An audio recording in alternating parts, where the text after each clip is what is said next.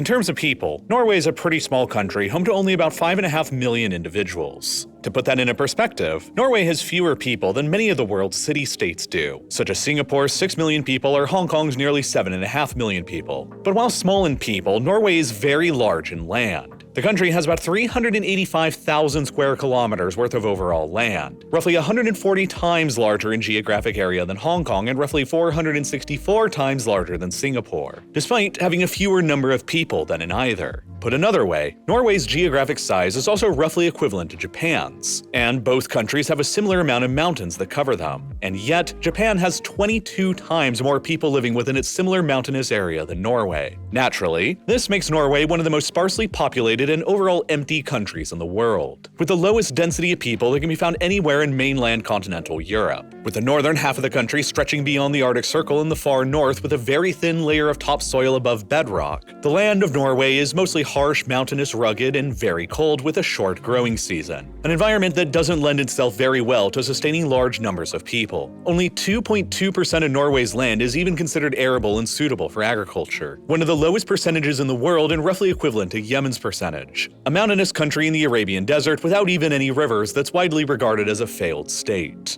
This ultimately means that despite having 385,000 square kilometers of overall land, only about 7,124 square kilometers of Norway's land is suitable for agriculture, a paltry amount that is similar to the amount of arable land found in El Salvador, a country that is 16 times smaller than Norway in overall land, but which has a similar population of about 6.3 million people, because the two countries have a similar amount of arable land that they can actually use to sustain their populations with. And then, to make matters even worse for Norway, their small amounts of arable land are scattered all throughout the south of the country in small valleys in between all of their massive mountains, which has always made the creation of large, integrated, and efficient farms in the country impossible. With its vast and wide open expanses of arable land all throughout the country, the average farm size in the United States is more than 8 times greater than that in Norway as a result. And so, American farms are more integrated, more efficient, and more productive as a result, and can simply feed many times more people. Because of these inherent disadvantages when it comes to agricultural potential, there have been expectations and assumptions made by people all throughout Norway's history that the country should naturally be poor, or at least that Norway was historically a poor country until the sudden discovery of oil changed everything in the late 1960s, and paved the way for Norway's currently well-known prosperity.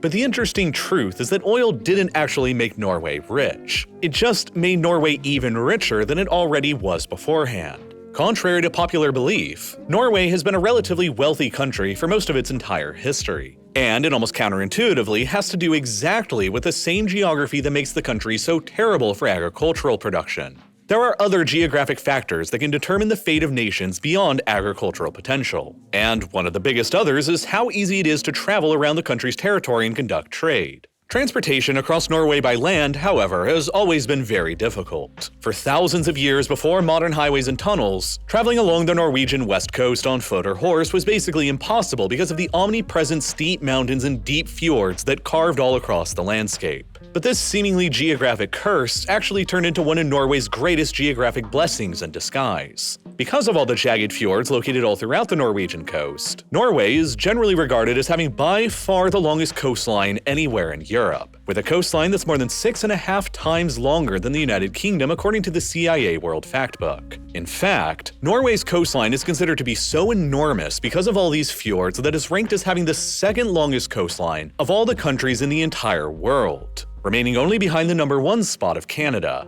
This has always meant that as Norway coalesced into a modern nation-state, its small population was always scattered in small clusters all throughout the mountains and the fjords separated from one another across land. Not too unlike other mountainous societies like Afghanistan or Persia. But unlike those societies deep within the interior of Eurasia, the small scattered population clusters across Norway all had easy and immediate access to the global ocean because of all of the fjords that cut deep into Norway's interior. This geography encouraged a maritime culture to develop within Norway from very early on, and the fjords granted the Norwegians the ability to rapidly travel between each other's settlements by sea. Moreover, the fjords enabled easy access for traders to penetrate deep into the country's interior and get close to one of Norway's greatest natural assets, its huge forests and lumber resources. Norway has never had the largest forest in Europe. It's beaten out by many other countries with larger ones like Russia, Finland, Sweden, and even France. But for centuries, all throughout the age of sail, before the development of railroads unlocked Russia's lumber potential, Norway's lumber industry was the biggest in Europe because of how much more relatively easier it was to access their forests in the interior, through the fjords, and export it to markets. Norway's lumber could be felled within the interior, then cheaply and efficiently dumped into rivers and floated downstream toward the settlements and sawmills along the fjords, where sawmills powered by those same downhill rivers and their waterfalls would refine the lumber, and the lumber could then be cheaply exported out through the fjords and onto the global market.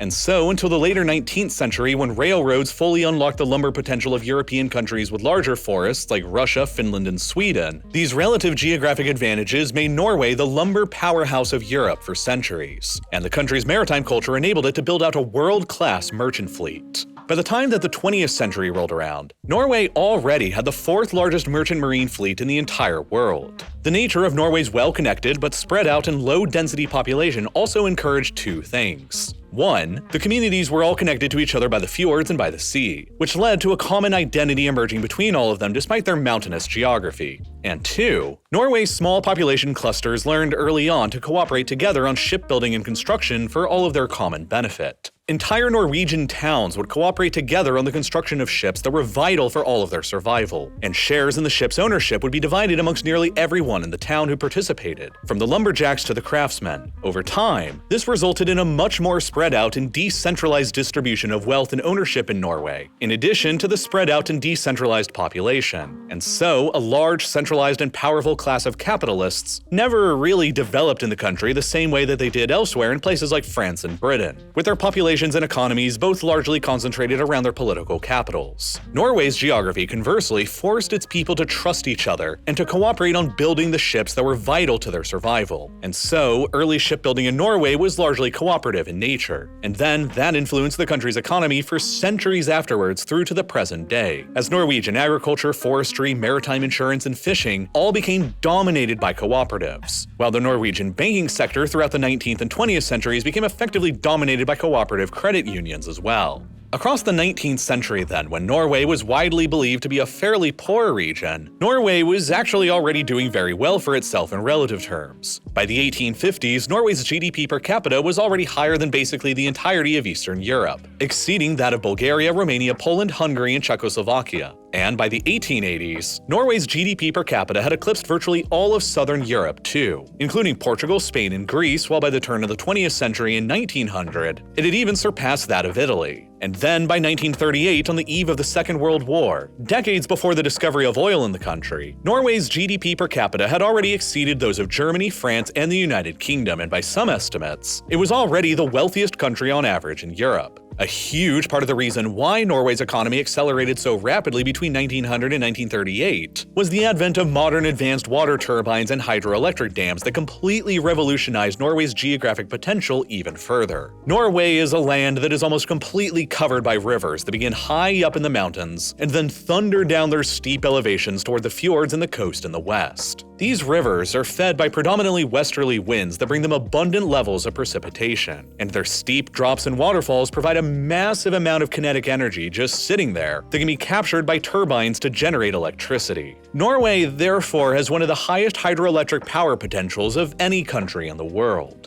And beginning in 1905, they started allowing outside foreign companies with higher levels of expertise come in and start building modern hydroelectric dams to unlock their potential. Dozens and then hundreds of hydropower stations were built all across the country, to the point where today, there are 84 large hydropower stations with capacities greater than 10 megawatts, and 838 small hydropower stations with capacities between 1 and 10 megawatts, with hundreds of even smaller stations on top of that. All combined, these hydropower stations today are powerful enough to generate an overwhelming 95% of all of Norway's total electricity demand, while Norway is the 7th largest producer of hydropower anywhere in the world as of 2024, with a total generation rate that is more than half of the United States, but all for only 1/67th of the American population. The harnessing of Norway's hydro might in the early 20th century provided the country with its first major economic boom, as it enabled the country to rapidly industrialize and electrify itself. By 1920, Norway was consuming more electricity per capita than any other country in the world, and more than 2/3 of the population already had access to electricity, which was double the rate in the United States at the time. This huge amount of energy for such a small population then enabled the Norwegians to develop extremely energy-intensive factories that eventually began specializing in refined aluminum production under the Norsk Hydro Corporation, which is today one of the largest aluminum companies in the world. Norsk Hydro continues to source the vast majority of the energy they use to produce refined aluminum from Norway's hydropower, and the company is 34% publicly owned by the Norwegian state. It has enabled Norway to become by far the largest producer of aluminum in Europe, and the 8th largest producer in the world today, which further makes the country the largest provider of aluminum to the European Union.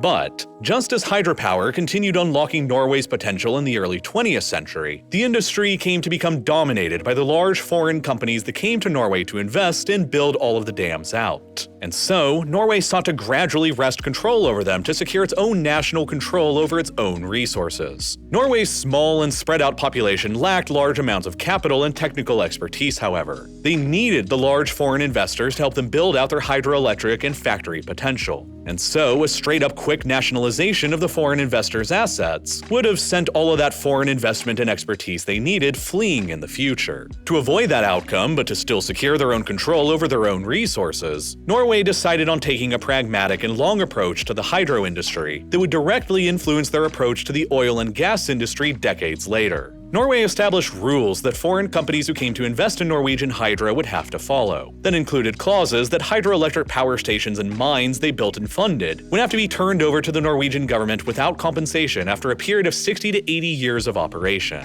This way, the larger foreign companies would continue to invest in the country since they would see a long enough return on their investment. But the Norwegian state knew that in the long run, they would be the ones to secure the keys to their crown jewels, and as a result, more than 90% of Norway's hydro capacity is publicly owned by the state today. And this is all why Norway was already a wealthy, heavily industrialized, democratic, and low-corruption state by the time that interest in the country's potential offshore oil and gas fields came around in the late 1950s. But at the time back then, there were very few people who actually believed that there was any oil or gas to be found around the country, particularly on the shallow and submerged part of the European continental shelf stretching beneath the North Sea, a large part of which had, geologically speaking, only been recently submerged a few thousand years ago at the end of the previous ice age. In a letter written by the Geological Survey of Norway in 1958 that has since aged fairly poorly, they concluded that the possibility of any oil or gas resources being discovered on the Norwegian part of this continental shelf should be discounted entirely. But then, very suddenly in 1959, just the year after that letter was written, a very major natural gas discovery was made nearby that sparked significant further interest: the Groningen gas field in the northern Netherlands. It turned out that the Groningen field to date is the 11th largest single natural gas field ever discovered in the world, and the largest one ever discovered within the European continent. It became central to the early emergence of the Netherlands as a major gas-producing country, and it became a cornerstone of the domestic European gas market. And so, naturally, its discovery back in 1959 sparked renewed interest and curiosity that just perhaps there were further gas and potentially even oil discoveries still to be made further beyond beneath the as-yet unexplored North Sea as well. 3 years later, in 1962, the American petroleum major Phillips became the first to submit an application to the Norwegian government to begin exploring for oil and gas resources within their section of the North Sea. The only problem was at the time, nobody really knew where Norway's section of the North Sea actually was, because the maritime boundaries within the North Sea hadn't been firmly or legally settled yet between all of the nations that surrounded it. But luckily for Norway in 1965, eager to get exploring and drilling themselves, the government of the UK hastily agreed to simply divide the continental shelf beneath the North Sea based on the principle of the median line distance, the geographic line running down the center of the North Sea between the UK's land territory territory and Norway's land territory. Decades later, this hasty calculation would go on to massively benefit the Norwegians, because it took into account all of the thousands of Norway's islands just off of their western coast in determining where the median line ran, including the island of Utsira, 16 kilometers west from the mainland Norwegian coast, which shifted the median line boundary westwards just ever so much by a few extra kilometers that when the massive Stratfjord oil field was discovered later in the 1970s, right along the median line, only 15% of it would exist within the previously agreed upon UK maritime zone, while 85% of it would be within the Norwegian zone, giving literally billions of dollars in extra oil revenue to the Norwegians over the British as a result. Almost immediately after agreeing with the British on the median line principle in 1965, the Norwegian government began granting exploration licenses to larger and more experienced foreign companies to search through their waters that included Phillips. And the first oil was struck only a couple years later in 1967, at a field they called Balder. But it wasn't considered economically viable at the time. It wouldn't be until the 1990s, 3 decades later, that Balder would finally begin operation. And then, finally, just before Christmas Day in 1969, Phillips delivered the Norwegian government and people perhaps the greatest Christmas present in their nation's entire millennia-long history: the news that they had discovered the Ekofisk field, which turned out to be one of the largest offshore oil fields that has ever been discovered before or since anywhere in the world. Production out of Ekofisk began only a couple years later in 1971, and then a series of further major oil and gas discoveries were made all across the Norwegian continental shelf over the years that followed, at fields like Stratfjord, Oseberg, Gullfaks, and Troll, the latter of which generated a media sensation in 1996, when the Norwegians transported the Troll A offshore oil platform to the field from the Norwegian mainland. To date, this operation remains both the heaviest and the tallest structure that has ever been moved by human beings from one part of the Earth's surface to another. It was also during this time that the Norwegians quickly began applying the previous lessons they had learned with the country's hydro industry to the rapidly emerging oil and gas industry as well. The country founded a state-owned oil and gas company that they initially called Statoil almost immediately after the first production of oil began. And just like the pragmatic and long-term approach that the Norwegians took with the country's hydro industry in the early 20th century, they began establishing rules that the larger and more experienced foreign oil and gas companies would have to follow in order to invest in Norway's resources that would ensure Norway's eventual control over them. The Norwegian state-owned Statoil was to always have more than a 50% ownership stake in every production license that the government granted, which was designed to provide the larger and more experienced foreign oil and gas companies an incentive to still come and invest in the country, while also providing Statoil with valuable real-world experience through learning from the joint ventures. And Norway's previous high levels of expertise in the shipbuilding industry proved invaluable to Norway's quick mastery of offshore and subsea oil and gas infrastructure projects too. One of the leading underwater oil and gas infrastructure companies in the world today is currently Subsea 7, with billions of dollars in annual revenue, and they were founded as a joint venture in 2002 by an American company and a Norwegian shipbuilding company known as DNSD, that had been itself founded a century and a half previously back in 1854. Fairly recently in 2018, Statoil's name was changed to what it's currently known by, Equinor, and today, thanks to Norway's foresight in guiding the company and helping it gain foreign expertise over the decades, Equinor is itself a global energy major and is ranked as the 10th largest oil and gas company in the world, with a current market cap of roughly $85 billion, which puts it on a similar footing to the current market cap of BP at about $98.3 billion. Equinor now produces approximately 70% of all the oil and gas on the Norwegian continental shelf today, and it remains 67% majority owned by the Norwegian government, with the remaining 33% of its shares being publicly traded on global stock exchanges like the New York Stock Exchange and the Nasdaq. And as it turned out, there actually was a lot of oil and gas on the Norwegian continental shelf. So much so that Norway now has the largest reserves of oil in Europe outside of Russia, and is ranked 20th in the world, with similar volumes as former OPEC countries Angola and Ecuador, and with more than 3 times as many reserves as the next place in Europe just across the North Sea, the UK. And in terms of natural gas, Norway again is ranked as having the largest reserves in Europe outside of Russia, and the 21st largest largest in the world, with volumes that are similar to the likes of Kuwait and Azerbaijan. And with its extremely close proximity to the European Union's market, Norway had a ready-to-go export market all lined up for itself as well. With hardly any oil and gas resources of their own beyond the Groningen gas field in the Netherlands, the EU has practically always had to import the vast majority of the oil and gas they consume from abroad. Oil was a far easier problem for the EU to solve, though, because oil can effectively be imported from anywhere else in the world. The bloc was less handicapped by geography here because, in its crude form, oil is a liquid that can be easily loaded up into barrels or containers and shipped across the oceans on container ships from origin to destination, meaning that the EU could easily import oil from as far away as the Americas and Nigeria with little worries. But natural gas was a completely different problem for the Europeans to solve. Gas is far more difficult and expensive to export and move around the world than oil because, well, it's a gas. While it's in its gaseous state, it takes up a huge amount of volume and is completely economically impractical to load up onto container vessels and ship somewhere else. Thus, before the rise of liquefied natural gas production, gas markets were highly geographically regional in nature. For Europe, this meant building out a series of pipelines to transport natural gas from relatively nearby sources to consumers, the largest of which, during the 20th and early 21st centuries, were constructed from the relatively nearby gas sources in the Netherlands, Algeria, the Soviet and later Russian Siberian fields, from Azerbaijan after the collapse of the Soviet Union, and of course from Norway and the Norwegian continental shelf. This historically made the EU mostly dependent upon natural gas imports from three of its closest and largest neighbors: Russia, Norway, and Algeria. By 2021, Norway had constructed a total of 11 undersea gas pipelines connecting their gas resources directly to European consumers. And then in 2010, Norwegian gas production exceeded the country's oil production for the very first time, as the demand in the EU and the UK continued growing for more. And by the 2010s, Norway had already emerged as the second largest exporter of natural gas to the EU, only behind the Russians. By 2021, the year immediately before Russia launched its full-scale invasion into Ukraine, Russia was supplying about 40% of the EU's total gas imports, while Norway was supplying about another 25% of them, while Russia was further supplying the EU with about 25% of their oil imports, up against Norway's share of 9.4% of their oil imports.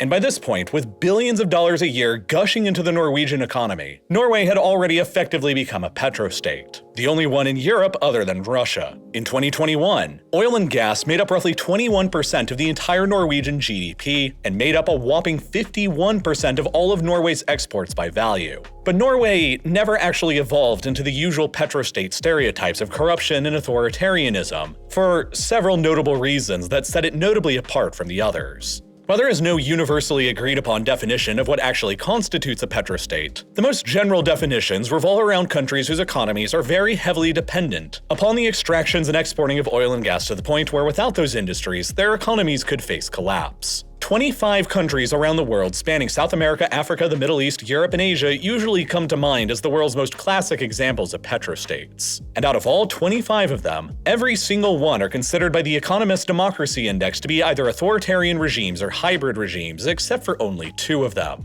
Indonesia and Norway. But Norway stands out above all of the rest, ahead of even Indonesia, because the same index from The Economist literally ranks Norway as the single most democratic, free, and egalitarian society on the face of the earth, which puts its status as a petrostate into an extremely stark contrast with the likes of Saudi Arabia, Iran, Russia, and Venezuela, which are all among the most heavily authoritarian and corrupt states in the world. And a big part of the reason why an abundance of oil and gas resources didn't turn Norway into a heavily authoritarian and corrupt state like most of the other petrostates is because of the country's geography, history, and forward-looking policies that their government enacted from early on. When Norway discovered oil, the country already had a long culture of communal ownership of natural resources going back centuries to the lumber and hydro industries. The country was already wealthy, industrialized, highly developed, and had a stable, functioning democracy where wealth and power were each already highly decentralized. Democratic institutions and communal ownership of resources were already strongly ingrained within the fabric of Norwegian society as a result, which is an incredibly stark contrast to just about every single other country that discovered enormous oil and gas wealth. Saudi Arabia discovered its oil wealth when it was ruled by a warlord who had established an absolute monarchy and had already centralized power fully around himself. And so the oil wealth only further cemented the monarchy's power. Oil was similarly discovered in Iran while the country was ruled by an autocratic monarchy, and the keys to the oil wealth were inherited by the still autocratic Islamic Revolution after 1979. Oil was discovered within Russia during the Tsarist period, and the keys to the oil wealth were inherited by the still autocratic Soviets, and then further inherited by the modern Putinist regime. Oil was discovered in Venezuela during the autocratic military dictatorship of Juan Vicente Gomez, while the oil industries in Syria, Iraq, the United Arab Emirates, and all across Africa were basically handed over directly from autocratic European colonial administrations to autocratic dictatorships that immediately or very quickly took over in their place. Of all the countries to have ever discovered enormous oil and gas wealth, only a handful have ever done so while already being wealthy, politically independent, and with stable traditions of democracy and low levels of inequality. And the only one with a very small population to have ever done so has been Norway.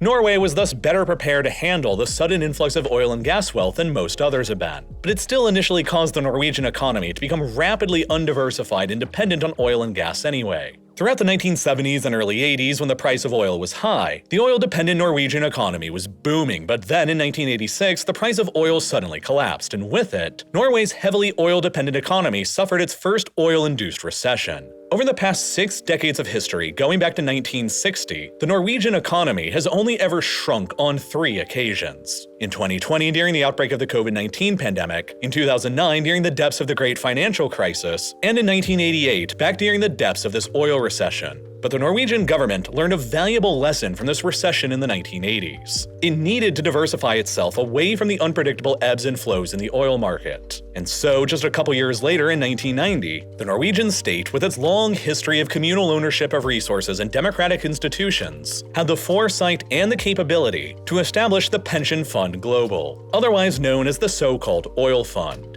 The fund was established as a communal sovereign wealth fund owned by the Norwegian state and people, into which the surplus revenues from the state-owned oil company Equinor and taxes on the oil and gas industry would be invested into for the benefit of Norway's future generations, and to diversify the government and economy away from oil and gas. Strict rules and guidelines were established around the fund's operations. It would invest heavily into global stock markets and real estate in order to diversify away from the Norwegian economy. And very strict rules were set into place that no more than 3% of the fund's assets could be withdrawn in any given year, which not only enabled the fund to continue growing and compounding with time, but also disallowed the abuse of the fund's assets by Norwegian politicians, who would otherwise be tempted into promising to lavishly spend the oil wealth today at the expense of tomorrow in order to get themselves elected. A hallmark of the more autocratic petrostates, where unpopular regimes or dictators spend the oil wealth lavishly on their people as a sort of bargain for them to put up with their authoritarianism. And as the Norwegian oil and gas industry continued growing and more wealth was deposited into the oil fund, and as the global economy continued growing alongside it, and as withdrawals were capped at no more than 3% per year, the Norwegian oil fund steadily evolved from nothing in 1990 into the absolute behemoth that it is today.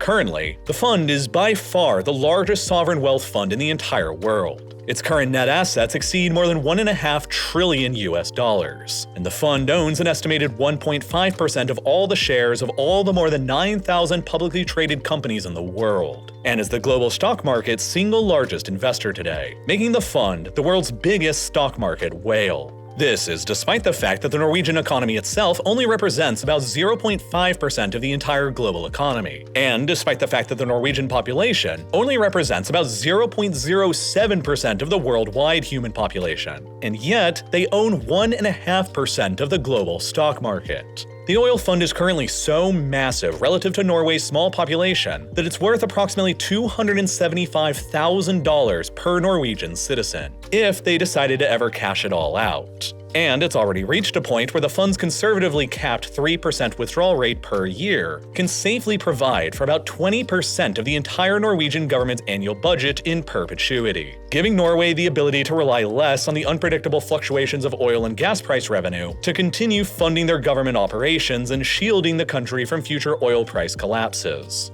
Now, back to Norway's oil and gas industry. The country controls the 20th largest proven reserves of oil and the 21st largest proven reserves of natural gas, which have granted Norway the ability to become the world's 13th largest oil producer and the 9th largest gas producer, representing about 2% of worldwide oil demand and 3% of worldwide gas demand. but Norway's fairly modest shares of worldwide oil and gas reserves and production are each absolutely dwarfed by Norway's massively outsized shares of worldwide oil and gas exports. Despite only being the 13th largest oil producer and only having the 20th largest reserves, Norway is currently the world's 8th largest oil exporter and is fast approaching the exports of Kuwait in 7th place. Despite Kuwait having 12.5 times more oil reserves than Norway and 50% higher oil production. And it's even more lopsided when it comes to natural gas, where, despite only being the 9th largest producer and only having the 21st largest reserves, Norway is the 4th largest global exporter anyway, only just barely behind the big three of the global gas market: the United States, Russia, and Qatar, the latter of which the Norwegians are rapidly approaching a takeover of to become one of the new top 3 in the global gas industry. Now, Norway has been able to achieve this massively outsized presence in its share of global oil and gas exports due to several different factors. The first of which is, of course, its close proximity to the energy-hungry European Union, and its ability to construct subsea pipelines directly from source to consumer. The next factor is Norway's own small population that naturally has a lower energy demand than countries with similar reserves but much larger populations, like Angola, Ecuador, and Azerbaijan. While the third and arguably biggest factor is a result of Norway's own geography and strategically chosen policies. Norway produces enough renewable hydropower through all of its rivers and dams to power 95% of the country's electricity demand. And in addition to having the largest hydro potential in Europe, the country also has one of the largest wind potentials as well. The coasts around Norway and the mountains that run along the country's spine are among the windiest locations to be found on a continent that is generally not a very windy place. So, in addition to having the 7th largest installed hydroelectric capacity in the world, Norway already has the 18th largest installed wind capacity in the world as well, and has a massively untapped potential here that is only just starting to grow. So, in addition to having pretty large amounts of oil and gas, the country also has huge amounts of renewable energy potential as well, and they've been using that potential to their strategic advantage. They effectively keep all of their renewable hydro and wind resources in-house to meet their own energy demands indefinitely, which has freed them up to sell most of their oil and gas resources that they don't really need to outsiders abroad, and especially to the energy-hungry EU directly next door. And in addition to harnessing their local hydro, wind, and even geothermal potential to effectively turn their entire electric grid into 100% domestically produced renewables, they're also reducing the amount of fossil fuels their country consumes even further by offering generous tax and financial incentives to their citizens to adopt fully electric vehicles or EVs as well. As a result, a whopping 88% of all new car sales in Norway across 2022 were EVs, which is by far the highest market share that EVs have yet achieved in any country in the world today. And since these pro-EV policies have been being pursued within Norway for a long time now, nearly 1 in every 3 vehicles on Norwegian roads are already EVs that don't consume any oil and are powered instead by the state's domestic and renewable hydro, wind, and geothermal resources. And for Norway, this is about far more than simply reducing emissions and combating climate change. It's also about national security and financial power. The more that the Norwegian electricity grid became powered by renewable sources from within Norway, the more secure the country became from having to rely on foreign energy imports and supply chains, and the more of their own oil and gas resources they could sell abroad, and the more cash they could plow into their sovereign wealth fund to diversify their economy further away from oil. And the more EVs that get adopted within the country that can be indefinitely powered by their domestic renewable sources, then the even more of their domestic oil resources they won't need and can sell abroad as well to continue plowing even more money into the sovereign wealth fund, to diversify even more away from oil. It is a cascading strategy that has been diligently followed in Norway for decades, that is steadily transforming the country into one of, if not the, most powerful and influential states in Europe. It is thus Norway's unique 21st century philosophy and doctrine that its oil and gas resources are to be produced and sold to foreigners, while its renewable resources are to be harnessed and provided for the needs of the Norwegian people. This clever and unique strategy has set them up to be capable of selling and exporting virtually all of the oil and gas that they produce, while simultaneously being completely energy independent at the same time, which is how Norway's modest global oil and gas reserves and production levels take up so much more of the world's total exports exports and how the country has gotten so spectacularly wealthy in the process. The results of all of this prudence and decades of forward-looking strategic thinking all culminated in 2022 after the Russians decided to invade Ukraine. In the aftermath of triggering the biggest war in Europe since World War II, the European Union decided to begin shutting down their previously massive imports of Russian oil and gas in order to deny the Kremlin its primary source of funding for their war machine attempting to overrun Ukraine. But of course, the EU had to quickly find somebody else to begin replacing Russia's previously large shares of 25% of their oil imports and 45% of their gas imports. And Norway, with its big oil and gas resources right nearby and its friendly relations, was the best positioned country in the world to take advantage of the situation and fill in the demand. Consequently, exports of Norwegian oil by tankers, gas through pipelines, and even liquefied gas or LNG by tankers all began surging towards the EU market to replace the Russians, with Norway's overall share of EU oil imports rising from 9.5% just before the war to 13.3% in the first quarter of 2023, which makes Norway currently the EU's single largest provider of oil. Norway's share of the EU's imported piped gas also skyrocketed upwards from 38.1% just before the war to a whopping 46.1% in the first quarter of 2023, while Norway's share of the EU's imported LNG rose from basically nothing just before the invasion to 6.6% in Q1 of 2023, the bloc's fifth largest provider of LNG now overall. And at the same time as Norway's oil and gas export volumes to a suddenly desperate EU were rapidly rising, the global prices of oil and gas were each rapidly rising right alongside them. The result of this situation caused by Russia has been an absolute financial bonanza for the Norwegians, the likes of which has never before been seen. The country pulled in a whopping $112.3 billion in revenue from their oil and gas industry in 2022 alone, and then immediately shattered that record with another $131 billion in oil and gas revenue across 2023, compared to a relatively paltry $29 billion in oil and gas revenue that they earned before the war and the energy crisis in 2021. Norway's oil and gas revenue in 2023 alone was roughly equivalent to the entire collective GDP of Slovakia, and they've been utilizing their sudden windfall very wisely. They have invested enormous amounts of it into the sovereign wealth fund, and tens of billions of dollars more are being invested to explore for even further untapped oil and gas deposits that could be found within Norway's far northern Barents Sea that still remains largely unexplored. More pipelines are being built to Europe to expand their export capacity even further, and to replace the Russians' previous market share even further.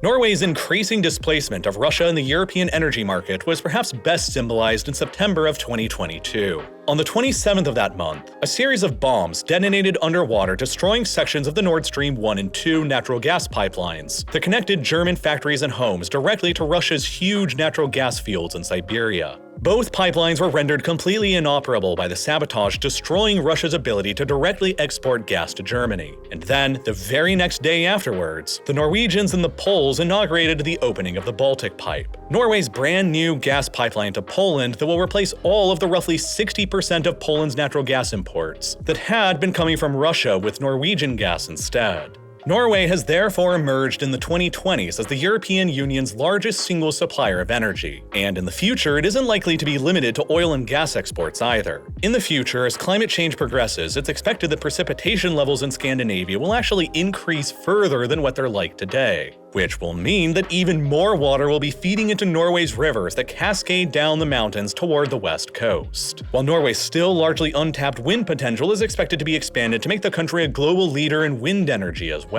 Norway likely won't need all of this excess renewable hydro and wind power for just itself in the future. And so the possibility has already been raised of building out transmission lines from Norway to the EU so that the Norwegians can export their hydro and wind-sourced energy to Europe in addition to their oil and gas resources. And besides transforming into Europe's most significant energy province, Norway will also likely become one of Europe's and the Western world's largest sources of mineral and rare earth might as well. It's well known by now that the global push toward a green energy transition, which is being largely spearheaded by European economies, will require vast amounts of metals and rare earth elements to keep itself going. Rare earths especially are vital materials that are necessary for EV batteries, smartphones, wind turbines, digital cameras, hard drives, and tons of other things that are vital for powering modern 21st century life and growth. Unfortunately, though, for Europe and the Western world, the vast majority of the world's proven rare earth reserves are currently dominated by China. China conducts an overwhelming 63% of all the rare earth mining in the world, which is more than every other country combined. And China conducts an even more overwhelming 85% of all the world's rare earth processing. China controls roughly a third of the planet's proven rare earth reserves, followed up by Vietnam, Russia, and Brazil. After which, there's a huge gap before Australia comes next, lagging far behind any of the top four. And China has already been weaponizing its dominance over these rare earth resources as well, in a similar way to how Russia weaponizes its dominance over oil and gas. In July of 2023, China declared that they were introducing new export restrictions on two metals that are critical for the manufacturing of semiconductors: gallium and germanium, in retaliation to US economic sanctions on China's semiconductor industry. China currently produces 98% of the world's gallium and 68% of the world's germanium. So if China decides you can't have them, you effectively just can't. And although neither gallium nor germanium are rare earth metals, they are nonetheless also still critical to powering modern digital life. And so China's export restrictions on them were meant as a clear threat that additional metals and minerals that China dominates could become restricted in the future as well.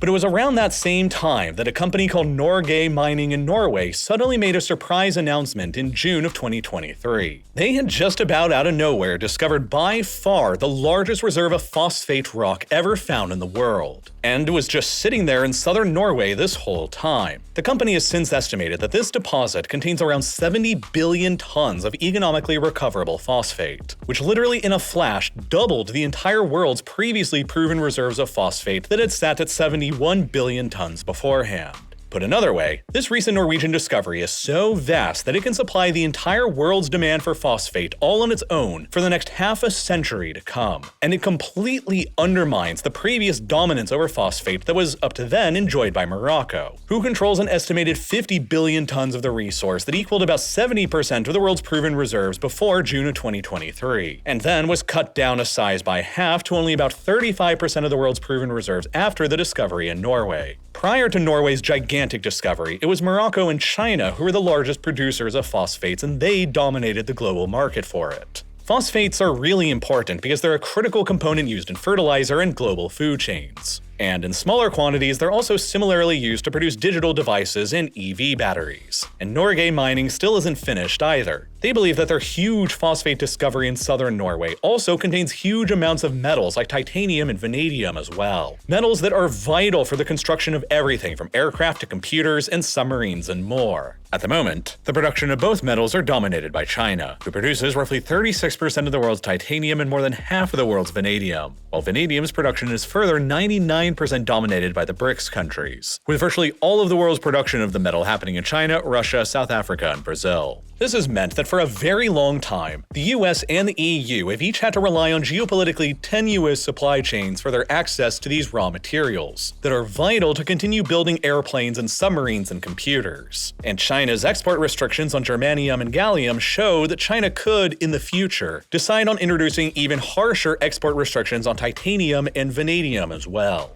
Norway's probable massive amounts of both titanium and vanadium could end up granting Europe and the West their strategic autonomy from China, if Norway Mining delivers, while Norway is also now set to become the world's newest largest source of phosphates. This ultimately means that, in addition to becoming Europe's largest source of oil and gas and a major source of renewable energy, Norway is also primed to become Europe's largest source of many of the rare earth materials that are crucial for modern technologies, the green energy transition, and agriculture. And Norway is completely undermining the previous dominance in all of these industries in Europe that have previously been enjoyed by more autocratic powers like Russia and China. Norway is providing the Europeans with the ability to rely more on the most democratic country in the world for their raw materials, and less on their historically large autocratic providers like Russia, Algeria, Libya, Azerbaijan, and the Gulf states. Which means that Norway is probably only going to continue growing richer and richer by expanding their sovereign wealth fund even further, to dominate more of the global stock and bond markets while expanding its tax incentives to completely electrify their vehicles and grid even further so that they can keep selling more oil and gas to Europe to continue fueling their sovereign wealth fund. Norway has basically discovered the geopolitical equivalent of the infinite money glitch, and they've wisely set themselves up for generations of prosperity for every Norwegian citizen for years to come.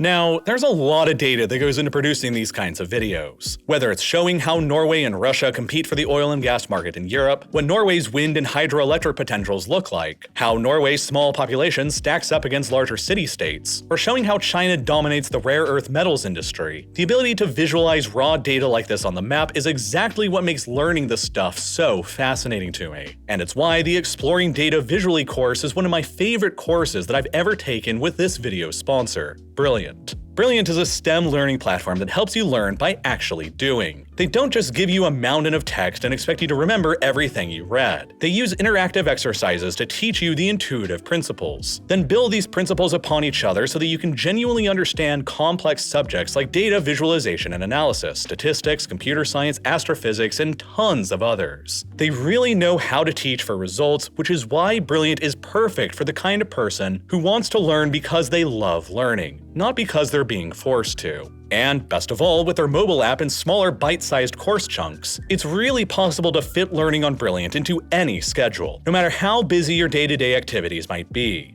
So, if you're the type of person who loves learning new, fascinating things, you can try out Brilliant for free for a full 30 days by clicking the button that's here on your screen right now, or by following the link that's down below in the description at brilliant.org/reallifelore. And the first 200 of you to do so will also get 20% off of Brilliant's annual subscription as well. And as always, thank you so much for watching.